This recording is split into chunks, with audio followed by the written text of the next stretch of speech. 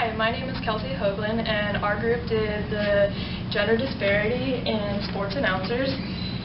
The background on this project, we talked about how Title IX created a lot more equality for people in the sports industry, but not necessarily for those who worked it. The first women's sportscaster was the wife of a male sportscaster, and she was only allowed to participate in sportscasting for African American sports.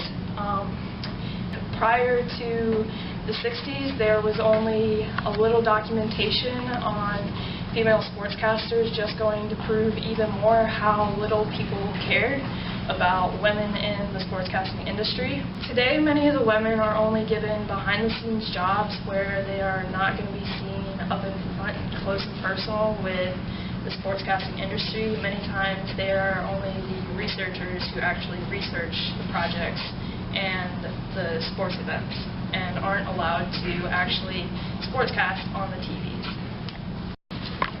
So my name is Brenna Weston, and we had two main graphics in our poster. The first is about reporters throughout the years and the minorities of many minorities, but there are women and the percentages of how small they are. And even white women is only about 1% in 2012. And African American women is like 0.008% in 2012. Women in total just didn't even qualify underneath the percentage. And then we have the keywords used by the NCAA articles for men's and women's basketball. This is a graphic to show you how women in sports fields are disrespected and not really taken seriously.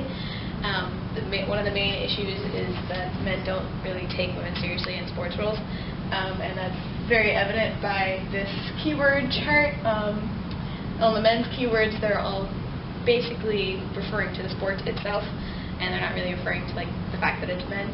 But on the women's, the top words are her, herself, she, girls, women, and stuff like that. So it shows you that they're more focused on the gender and not the sport itself. I'm Ryan Williamson, and I'm going to inform you guys on some facts that we have on our poster. So, to start off, an informal survey of 50 high-circulation newspaper sports departments in 2001 showed that women constructed just 13% of employees, mostly in ranks of clerks, copy editors, and reporters. Also, the average career span for women in sports is 10 years, and most of them do not even reach management ranks. In 2012, only 11% of sports reporters were women also. I'm Carl Churchill, and I'm also going to inform you guys on some more facts on our topic. So if ESPN and sporting news were not taken into account, only 4.2% of employees would be female.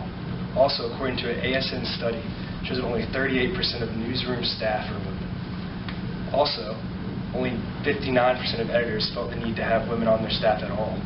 And 1/4 to 1/3 of these editors also felt that women were less naturally athletic and also less interested in sports as well. I'm Sam Spino, and I'll be informing you guys on the last couple facts that we have here on our poster. 63% of those with bylines or on-camera appearances as anchors or reporters were men, while women were only 36.1%. More women had bylines at Reuters than at the Associated Press. But at both newswires, male bylines still outnumbered female bylines. Women landed 43% of the bylines at Reuters and at the Associated Press. I'm Amanda Hogan, and some of the recommendations we have for companies are to create incentives for hiring women and minorities. They should also actively enforce consequences for discrimination and harassment in the workforce. Some of the other things that companies can do to bridge the gender disparity gap is to encourage girls and women to seek out sport journalist jobs. And they should also show men that women are capable of being sports announcers and sports journalists, and they're more than just a